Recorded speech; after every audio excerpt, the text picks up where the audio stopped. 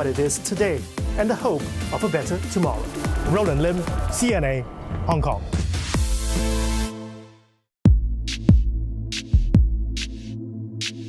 As I live my life, I am increasingly surprised by my strength, my determination, by the power of my beliefs. I find reward in the honesty of my endeavors, proud of what I have achieved, and convinced there is much more I can do.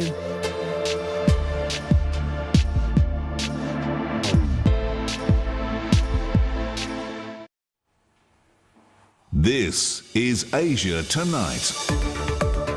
Good evening, I'm Dawn Tan. Tonight's top stories.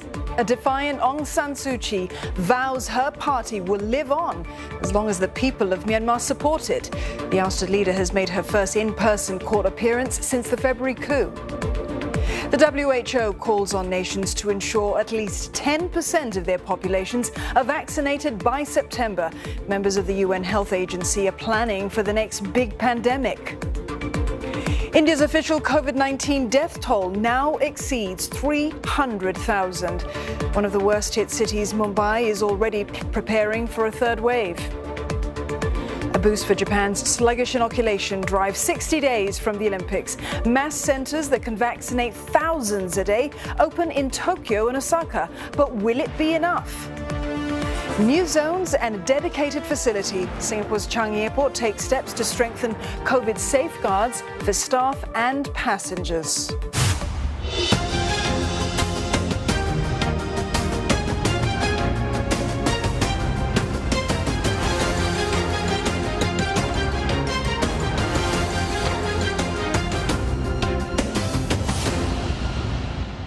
I'm Steve Lai. Also tonight, Thailand puts villages near the border with Malaysia on lockdown. There's concern migrants are entering illegally, bringing with them more contagious variants of COVID-19.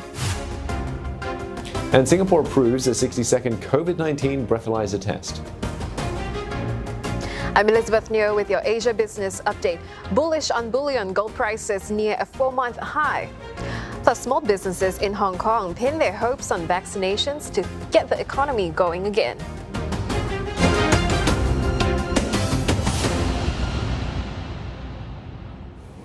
A defiant message from Myanmar's Aung San Suu Kyi in her first public comments since the military coup. She's vowed that her party will live on as long as the people support it. Ms. Suu Kyi has appeared in court in person for the first time since she was arrested by the military on February the 1st. Aung San Suu Kyi told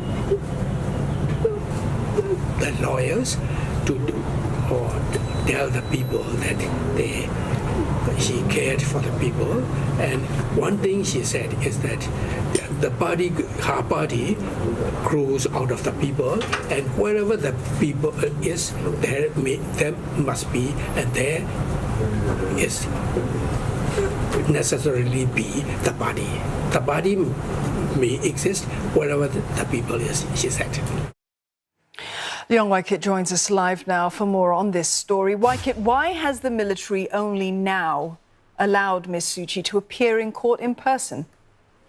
Well, it's very hard to fully understand what motivates the Myanmar army to act a certain way, but I can tell you that up till late April, they were actually afraid of letting Ms. Suu Kyi meet her lawyers in person because they were afraid that her supporters may go to the lawyers and try and get some information from Ms. Suu Kyi on how to plan the protest movement moving forward. So the fact that Ms. Suu Kyi is now allowed to appear in person and talk to her lawyers shows that perhaps the Myanmar army is either ready or prepared to face any situations arising from her appearance, come what may.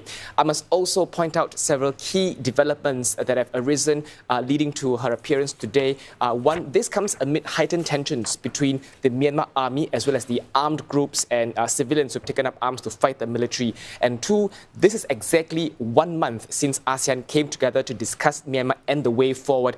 And three, most recently, the Myanmar army had attempted to abolish the NLD. And if you look at this event, purely at this event, you can see very clearly that Ms. Suu Kyi's lifelines to future elections are all snipped off. The role of state councillor, abolished. NLD party, likely to be abolished. She's currently in custody, facing trial. So there is absolutely no presence, no future for her in elections down the road. Well, at the same time, Waikit, anti-coup protests have continued in one form or another, unabated. Could her appearance now galvanise that protest movement further? Well, yes and no. Yes, because the immediate reaction coming from her supporters is that they are energized. They were very happy to hear from Ms. Suu Kyi and her public comments, as you've heard from her lawyer earlier, that if the people continue to exist, then NLD will continue to exist. So in some way, her remarks are going to galvanize people to want to continue to push democracy forward and make it relevant, make NLD relevant. The question is how they'll do it, whether they will continue to appear in guerrilla-style protests or take part in strikes for the longer term or even take up arms to fight the Myanmar army. But Ms. Suu Kyi's appearance now may also slow down the protest movement. Her next appearance is set to be in June, on June 7, also set to be in person. So there seems to be some form of momentum building up that she's going to be facing her lawyers in future, face-to-face, appearing in person. So that might also prompt her supporters to take a wait-and-see approach, just in case anything they do out of the blue may cut her lifeline to meet her lawyers in person. That may also potentially mean that her defense rights could be compromised.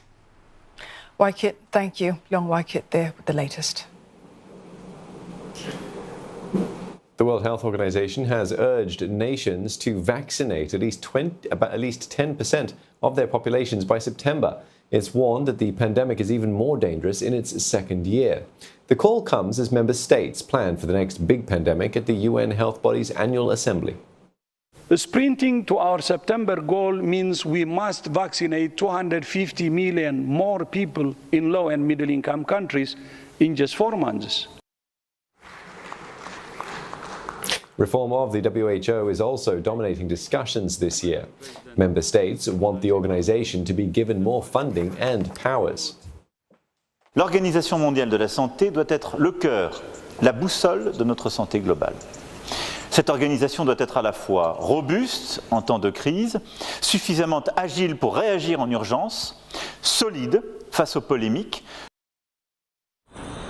At the same time, a report has sparked new concerns over the origins of the pandemic. The Wall Street Journal says researchers from China's Wuhan Institute of Virology fell ill with COVID-19 symptoms as early as November 2019. Beijing has repeatedly denied the virus came from the lab. It has called the report hype from the United States.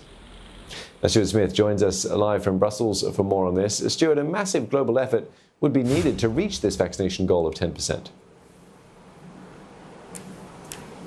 Indeed it would, but the reasoning behind it, as Dr. Tedros, the director of the World Health Organization, says, is because the current situation is a scandalous inequality. Now, indeed, you look at the richest countries in the world, take the United States, on 40% of its people, of its population vaccinated, take the EU, around 17% of adults vaccinated. There's a big difference starting to emerge. And if it is indeed the case that this year is worse globally for deaths, you can understand why Dr. Tedros is hitting this point so hard, wanting to get this vaccine inequality sorted out. So one of the calls he's asking for is, of course, more funding for the COVAX scheme, asking more countries to directly donate doses to the COVAX scheme, and even making an appeal today to the producers of vaccines themselves, for example, to allow COVAX to have first dibs on any new batches, or to at least promise 50% of all new batches go straight to COVAX, to try and make a difference to getting to that 10% by the end of the year, by the end of September, and hoping for 30% by the end of the year. But part of the discussion going on today will be about how else to urgently ramp up production. We have people like the United States who are now backing the call for a vaccine intellectual property waiver, first initiated by India and South Africa, versus countries within the European Union who say that's not a good idea. The EU says waiving IP rights would not help vaccine production at this stage. It would take too long to arrange, and points that the US is not exporting the vaccines it currently makes, and says, well, that would be surely a far quicker way of speeding this up if countries all agree to export vaccines and not just hoard them for themselves. Well, world leaders are also calling for a global pandemic treaty to plug current shortfalls. Is that what you're referring to when you're talking about more powers for COVAX? It's part of what this plan is talking about. There are other ideas on the table as well, such as a global COVID radar to find where the new variants are coming from, to help sequence variants across the world and detect them when they're just